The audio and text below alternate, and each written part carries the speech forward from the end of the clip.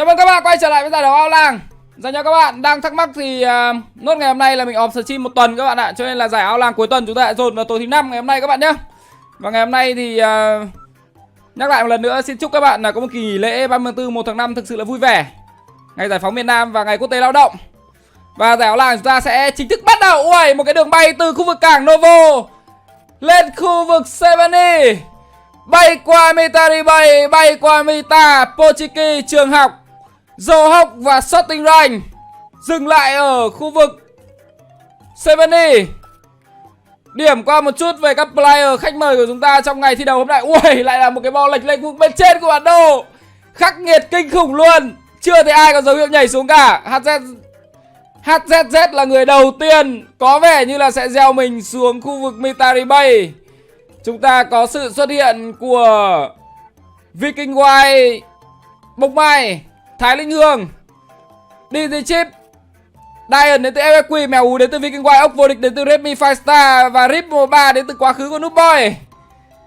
Trong tuần vừa rồi thì Rip vừa có cho mình một thành tích phải nói là rất tốt trong top 10. Tuy nhiên lại nằm xuống với những viên đạn của Tài Con, rất đáng tiếc. Rip vẫn thể hiện cho chúng ta thấy một cái phong độ và một cái đẳng cấp phải nói là rất tuyệt vời với cái kỷ lục 43 kill cách đây một năm của mình. Tuy nhiên trong những giải đấu solo Ao Làng thì không có chỗ dành cho sai lầm. Chỉ một xử lý nhỏ mà không như ý muốn thôi là rất có thể chúng ta sẽ bị chuyển từ người chơi sang người xem ngay lập tức. Đây là Thái Lung Linh, một thành viên đến từ Refund Gaming. Thái Linh Hương sở hữu cho mình một chiều cao lý tưởng mà các bạn trẻ mới lớn hàng ao ước. Thái Linh Hương cao những 1m78 và hiện tại thì đang nặng gần 80 cân, với mái tóc màu lông chó, hay nhiều người nói là mái tóc cô tách dầm mưa, trông màu hồng hồng rất đáng yêu. Vừa Nguyễn vừa có mình mạng đầu tiên của Leonine với khẩu S12K rồi. Chúng ta đang nói về vẻ đẹp trai của Thái Linh Hương, một trong những player mà đợt vừa rồi vừa có một bài báo xếp hạng những player đẹp trai nhất trong pro player của PUBG. Thì Thái Linh Hương xếp vị trí thứ 10 mấy tôi cũng không nhớ lắm. Tiger đã có mình một khẩu lục rồi, một khẩu lục 7 viên và bên ngoài đang là vị trí của Popo. Bầu vừa cán xe chết vị trí của LVC. Popo chưa có một cái gì cả, đi bộ rất từ từ và quyết định là bỏ lên trên đồi. Đen vãi lìn. Ở bên này thì Tiger đã có những dấu hiệu nhảy xuống dưới, bắn khẩu VNVS rất gắt. Và bây giờ Popo không thể chạy thoát được trong tình huống đầu tiên trận đấu đây rồi. Đen vãi lìn, không hiểu sao lại chọn cho mình một ngôi nhà lớn đến vậy. Bên này thì Tạch Cute đẩy vào trong vị trí của Haze. Mạng đầu tiên với khẩu Uzi của mình và chỉ còn lại cho mình một máu mà thôi. Cảnh Kỳ có cho mình mạng của Sandet rồi. Trong khi đó thì IK vừa có mình mạng của Cry. Bên này thì Đức Tay Bé xả đạn vào vị trí của Ốc Vô Địch, một trong những thanh niên rất hay nhảy ở khu vực đồi Stable. Tuy nhiên hôm nay khu vực đồi Stable thì lại bị chiếm bởi Đức Tay Bé vãi lồn rồi. Rip 13 đã chết rồi à? Quá đáng tiếc. Tôi đã nói với các bạn rồi, tất cả chỉ là quá khứ mà thôi. Khi mà thời gian trôi đi và số cân nặng của Rip ngày một tăng lên thì kỹ năng cùng với đẳng cấp của Rip cũng bị giảm đi. Thật quá đáng tiếc và chia buồn với các fan hâm mộ của Rip 13 đang có mặt và đang theo dõi giải đấu Ao Làng của chúng ta.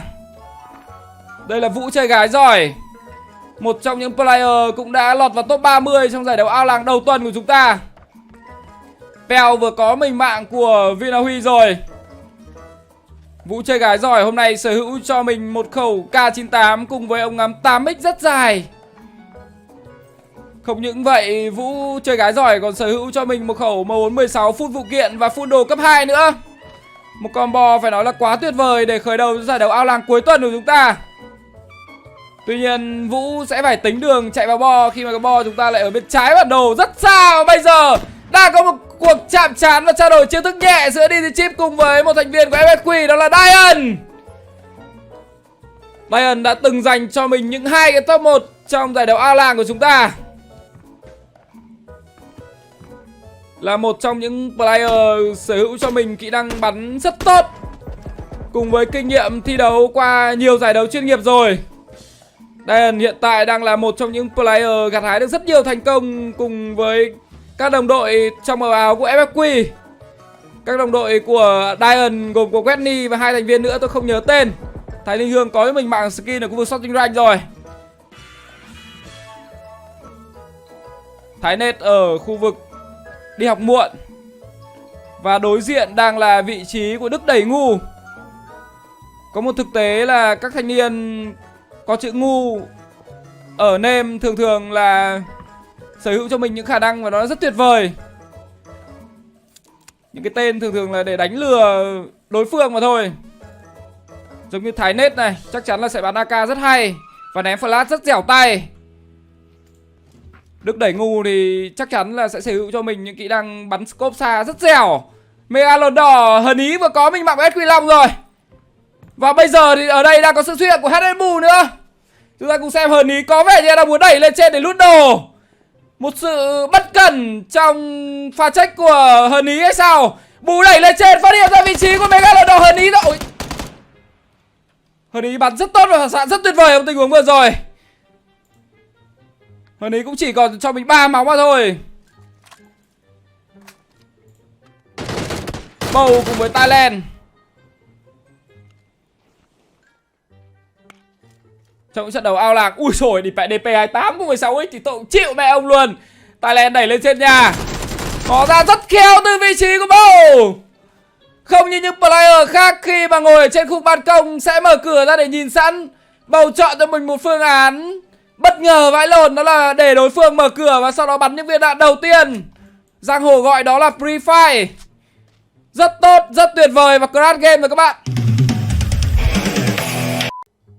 Như một gia vị không thể thiếu, crash game như món ăn tinh thần của chúng ta trong những giải đấu ao làng vậy.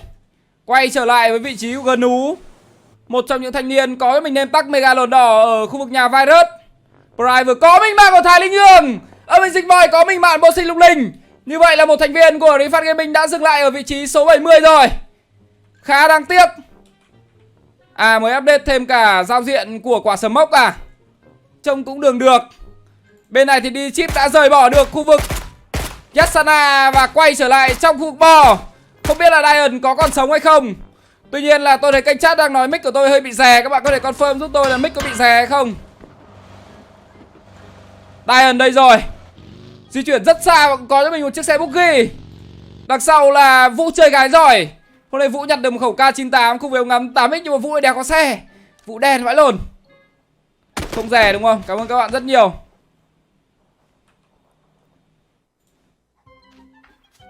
Cô Atoxic cũng là một trong những cái tên mà rất quen thuộc với giải đấu ao làng của chúng ta rồi.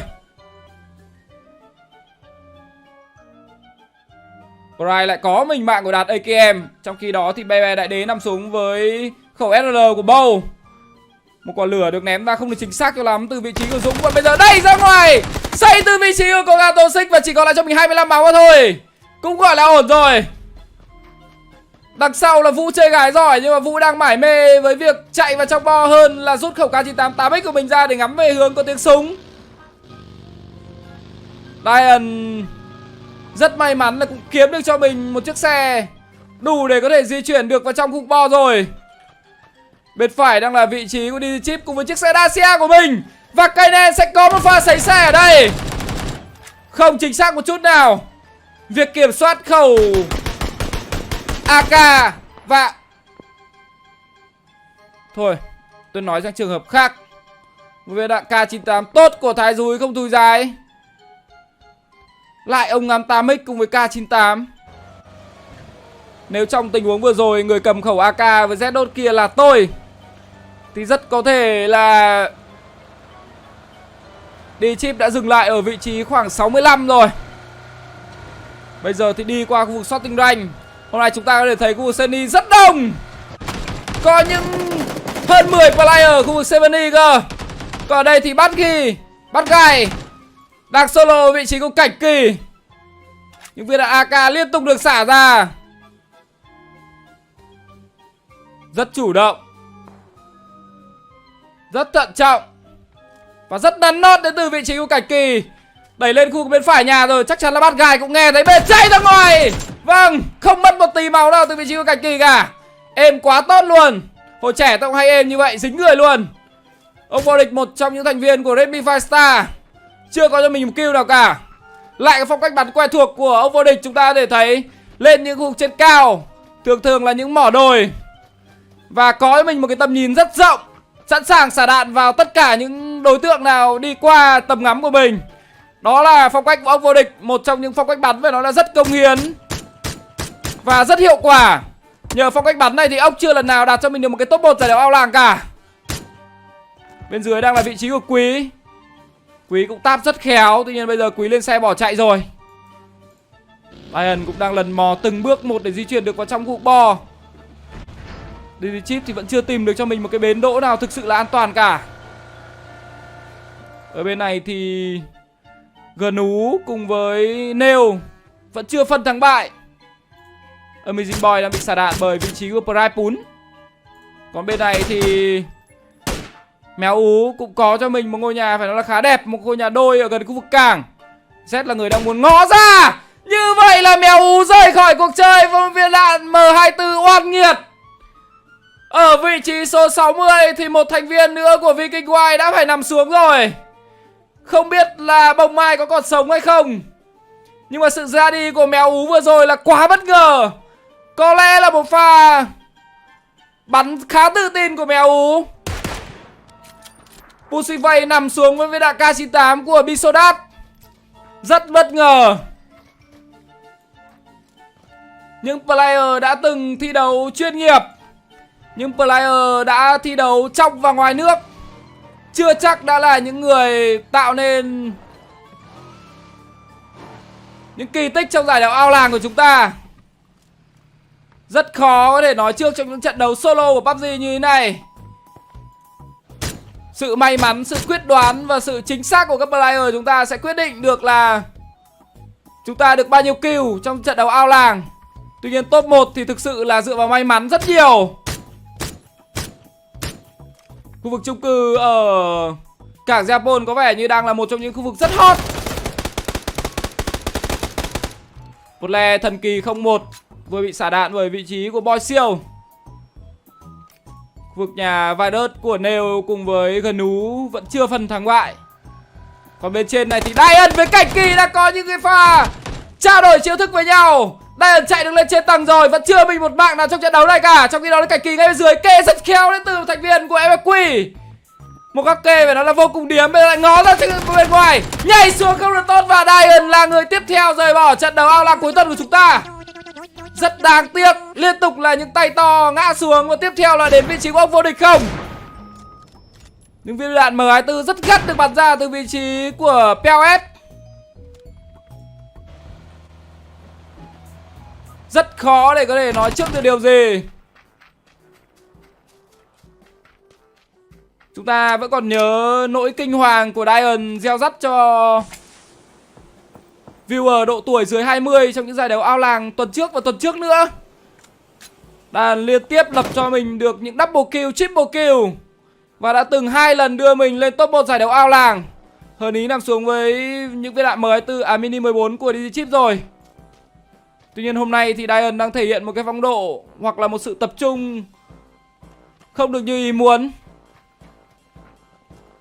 Có vẻ như là cũng phát hiện ra trước mặt có người. 2KZL vừa nằm xuống bởi vị trí của Dr. Lee. Chúng ta có thể thấy phong cách bắn của Redmi Firestar. Không bắn được đối phương thì quay ra bắn lốp xe. Thái Dúi cũng có cho mình những cái pha nhả nhớt rất khó chịu. Phải như là có tiếng K98 được vang lên thì phải. Táp quá tốt từ vị trí của ông vô địch. Cái nhà vệ sinh có vẻ như là chóc hết vữa ra rồi, nhưng đối phương thì vẫn đủ cho mình 100 máu. Thái Dúi đang có dấu hiệu đẩy lên trên thì phải. Đúng rồi, di chuyển thông minh sang khu bên phải. Ốc cũng không phải tay vừa, và bây giờ một thành viên nữa trong hệ thống Pro Player PUBG Việt Nam của chúng ta lại nằm xuống với cái tên Thái Dúi của Thu Giái. Một trong những player không còn quá xa lạ với giải đấu ao làng của chúng ta rồi. Rất bất ngờ. Quá nhiều bất ngờ trong giải đấu ao làng cuối tuần của chúng ta, giải đấu trước nghỉ lễ.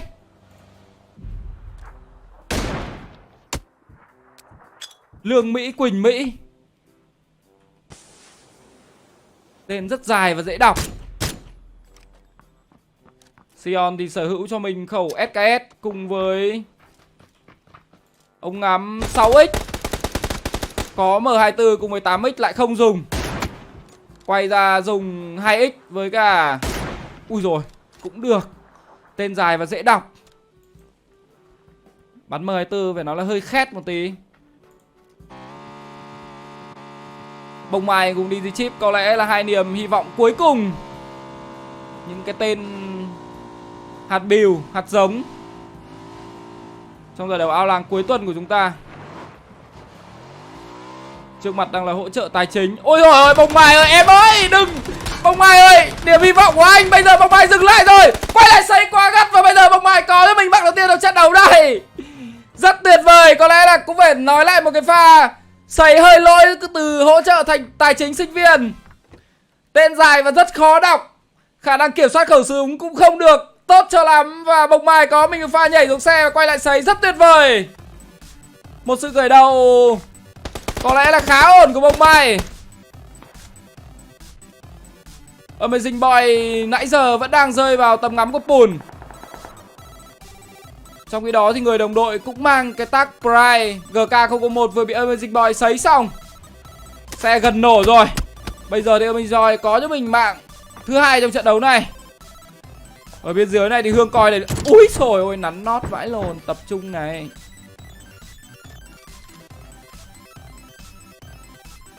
Tiến mít nè. Vũ chơi gái giỏi. Sau quãng đường di chuyển rất xa thì bây giờ cũng đã có mặt ở trong khu bo rồi. Thập thò với một khẩu K98 và ống ngắm 8x. Còn bên này thì Ikashi đang có mình M24 cùng ống ngắm 4x mà thôi. Quá gọn gàng. Và Vũ chơi gái giỏi là người tiếp theo lại nằm xuống. Quá đáng tiếc luôn.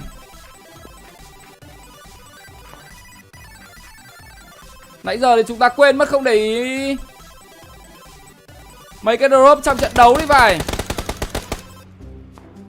Hải Cùi vừa có mình pha sấy xe chưa được tốt cho lắm vào vị trí của Bảo Sida. DZ Chip thì vẫn có mình được vị trí trên cao. Và xung quanh thì hiện tại cũng khá là an toàn. Chưa có gì gọi là nguy hiểm cả.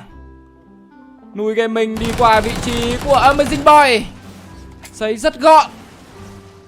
Ikashi có mình mạng thứ 5 trong trận đấu này rồi. Người đầu tiên có mạng thứ 5. Trong khi đó thì Bảo Sida là người vừa đá mình. À không, chưa được. Cái airdrop ở rất gần. Tuy nhiên bên cạnh đang là vị trí của Bầu. Và cái khoảng cách này Bầu có thể nhìn được lên trên đồi. Rất khó chịu đây. Z có mình mạng của Diamond T rồi.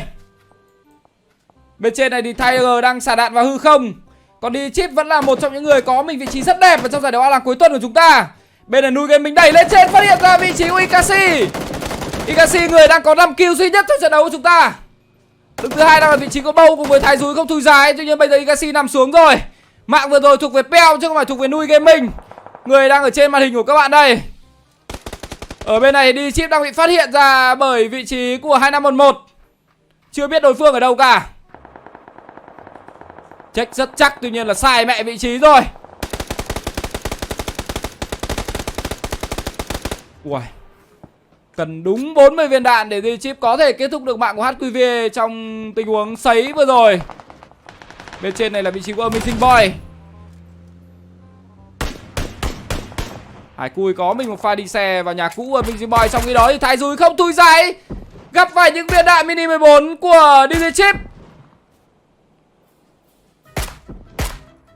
Thái Dúi bắn rất nắn nót nhưng tuy nhiên không có viên đạn nào chính xác vào vị trí của DZ Chip cả. Trên này thì G ná đi qua vị trí của Bầu. 31 player nữa. Kiếm thành chủ nằm xuống bởi Nui Gaming rồi. Amazing Boy nghe thấy tiếng súng và cũng đang đẩy lên. Hãy cùng chờ đợi một chút khi mà cái vòng bo của chúng ta hẹp thêm một tẹo. Thì trận đấu ao làng của chúng ta có lẽ sẽ hấp dẫn hơn rất nhiều. Tôi không hiểu là Lỗ Đít Xanh vừa có mình một cái update phải nói vô cùng giá trị. Đó là hình một quả smoke to vãi lồn. To hơn cả player của chúng ta. Thể hiện rằng làn khói đang dần dần tan đi. Một trong những sự update phải nói là vô cùng thừa thãi. Amazing Boy di chuyển rất khôn khéo. Kinh nghiệm có rất nhiều giải đấu ao làng của chúng ta rồi. Tuy nhiên lại đang có những viên đạn của ai đó bắn vào. Đó là DigiChip. DigiChip đang có mình khẩu mini 14, ống ngắm 8x cùng với một cái giảm thanh. Rất cần thiết trong những giải đấu solo của chúng ta. Bông Mai rời bỏ khu vực chung cư, có mặt ở khu vực đồng lúa rồi. Một sự di chuyển hợp lý ra khỏi chung cư từ rất sớm. Và chúng ta cùng chờ đợi cái vòng bó tiếp theo như thế nào nào.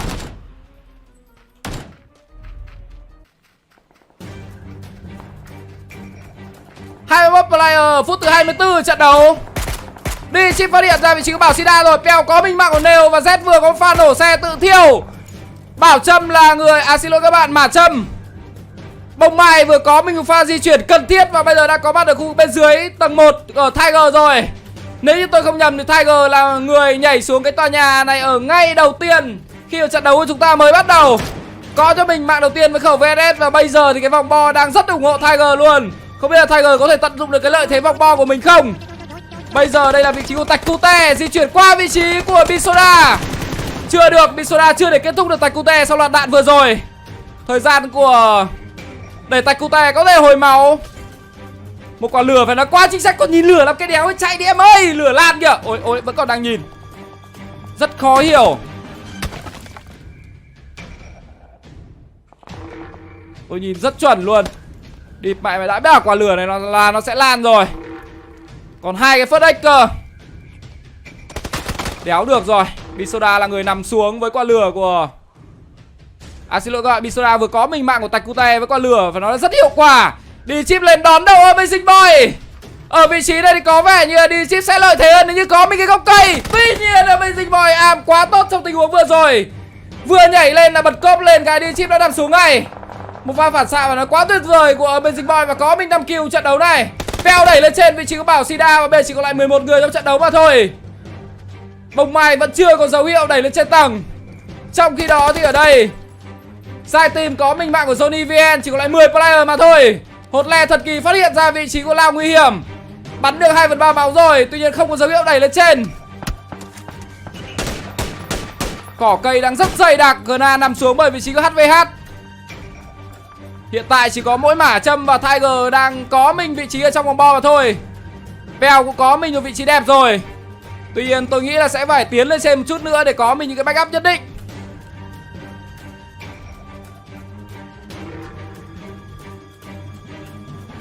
Một phút nữa bò sẽ di chuyển và các thanh niên ở ngoài đồng này có lẽ là cũng không thể ngồi cam mãi bên ngoài này được. La Nguy hiểm nằm xuống bởi hột le thật kỳ. Trong khi đó thì Amazing Boy phát hiện ra vị trí của Bisoda. Một pha sấy hơi cả cuống một tí nhưng mà cuối cùng cũng nâng được tổng số kill mình lên 6 rồi. Pèo phát hiện ra vị trí của Pride HVH. Không biết là thanh niên này có phải là Captain HVH của quá khứ hay không. Tuy nhiên Pèo đang muốn kết thúc nhanh trường hợp này. HVH đang có mình một cái hòn đá, phải nói là lợi thế hơn rất nhiều. Còn Pèo thì có thể thoải mái di chuyển ở khu bên trên, gây được bất ngờ cho đối phương. Quả cặc gì đó được ném ra từ vị trí của Pèo. Đó là một quả smoke, không nhiều tác dụng. Nhá rất chuyên nghiệp. Amazing Boy thì đang đẩy xuống quét vị trí của Sai Team. Trong khi đó thì hột le đẩy lên trên.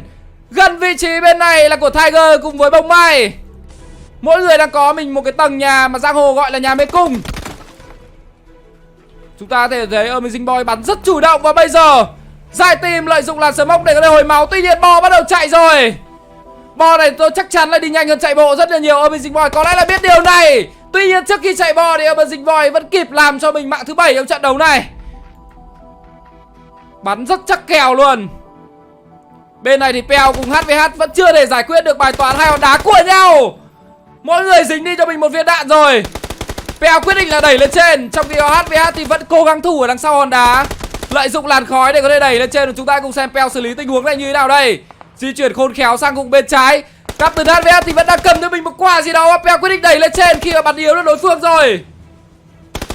Và cuối cùng ui ôi địt mẹ mình, khó ngờ vãi lồn. HVH lại là người có mạng và Tiger nằm xuống bởi vị trí của Bông Mai. Bông Mai ơi, đi mẹ em sắp lần đầu tiên được top 1 ao làng có đúng không? Chúng ta hãy cùng đợi một chút để xem thời gian sẽ trả lời các bạn nhá. Bên dưới đang là hột le thật kỳ 01. Chỉ còn lại 3 player mà thôi. Amazing Boy nâng tổng số kill mình hình như là lên 9 rồi. Và bây giờ quyết định là đẩy xuống dưới khu vực bờ đồi. Thôi rồi, rất khó cho bông mai. Bây giờ bông mai sẽ phải chạy bò sau khoảng 30 giây nữa. Vấn đề bây giờ không phải là giết được mắc le nữa, mà vấn đề bây giờ làm sao có thể thoát khỏi tầm nhìn của Amazing Boy đây.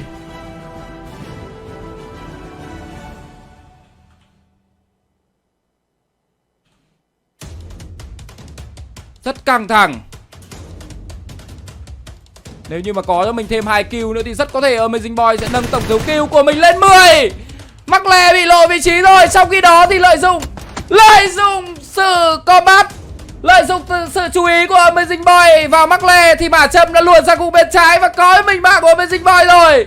Một sự di chuyển thông minh. Mã Trâm ơi, cố lên em ơi, Bò đang rất ủng hộ em. Phát hiện ra vị trí của mắc le rồi. Rất hồi hộp.